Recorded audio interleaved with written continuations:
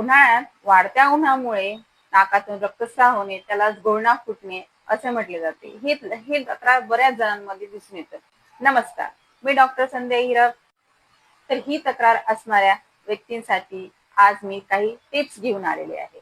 त्यामध्ये जेव्हा घोळणा फुटतो त्यावेळी तात्काळ करायचे असे उपाय आणि तो परत फुटू नये किंवा त्याचा त्रास तीव्रता तेवढी वाढू नये यासाठी काही प्रतिबंधात्मक असे टिप्स मी तुमच्यासाठी घेऊन आले आहे.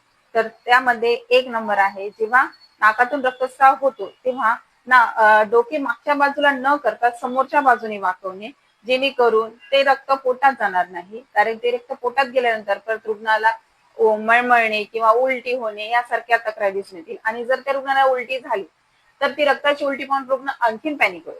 आणि जर तो बीपी वाढल्यामुळे जर नाकामुळे रक्तस्राव होत असेल तर तो पेशंट पॅनिक होऊन अजून बीपी वाढेल.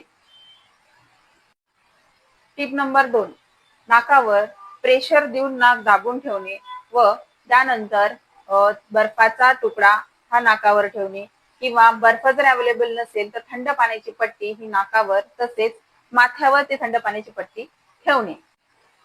टिप नंबर 3, तुम्ही जवळच्या डॉक्टराकडे जाऊन आपला बीपी तपासून घ्यावे. बऱ्याच व्यक्तींमध्ये बीपी वाढल्यामुळे हा रक्तस्राव दिसून येतो. आता हा त्रास एकदा झाल्यानंतर परत तो होऊ नये यासाठी काही प्रतिबंधात्मक असे 5 टिप्स मी तुम्हाला सांगणार आहे. त्यामध्ये टिप नंबर 1, रोज रात्री झोपताना तळपायांना खोबऱ्याच्या तेलाने हलकी अशी मसाज करणे. तसेच माथ्यावरही भरपूर खोबऱ्याचे तेल टाकून मसाज करणे.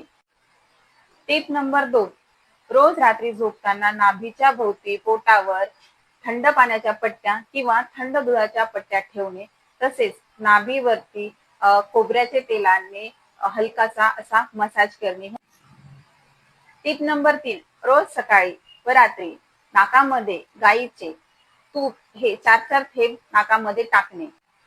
टिप नंबर 4, रोज सकाळी उपाशी पोटी दुर्वा किंवा उंबराची पाने किंवा गुळवेलची पाने ह्यापैकी जी पाने भेटतील त्यांची 2-2 चमचे रस काढून तो उपाशी पोटी घ्यावा.